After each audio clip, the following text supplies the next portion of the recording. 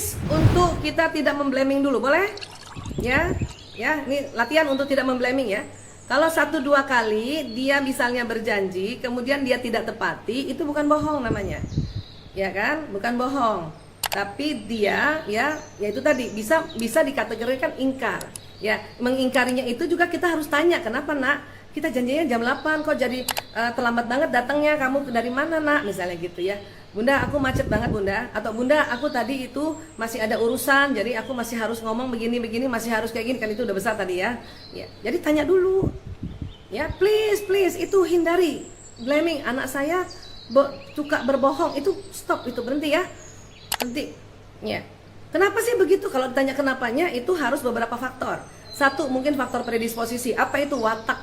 Watak apa? Biasanya watak yang ekstrovert, dia bukan ingkar, bukan mau berbohong. Memang watak ekstrovert orang spontan. Jadi dia spontan juga merubah ya planning.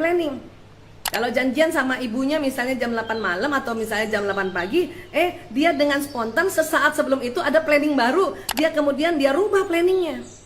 Itu gitu. Ya, bukan berbohong itu. Dia merubah planning karena apa? Karena wataknya spontan.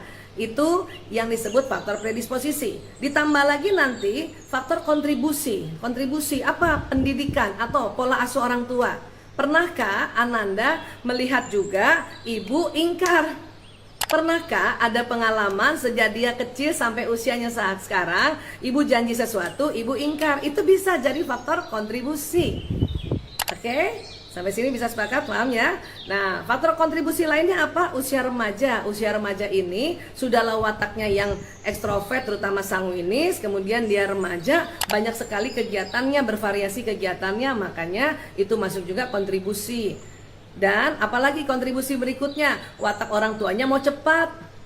Ya kan saya nggak kenal secara langsung ibu ya, tapi saya mencoba untuk membahasnya secara sangat-sangat wajar ya.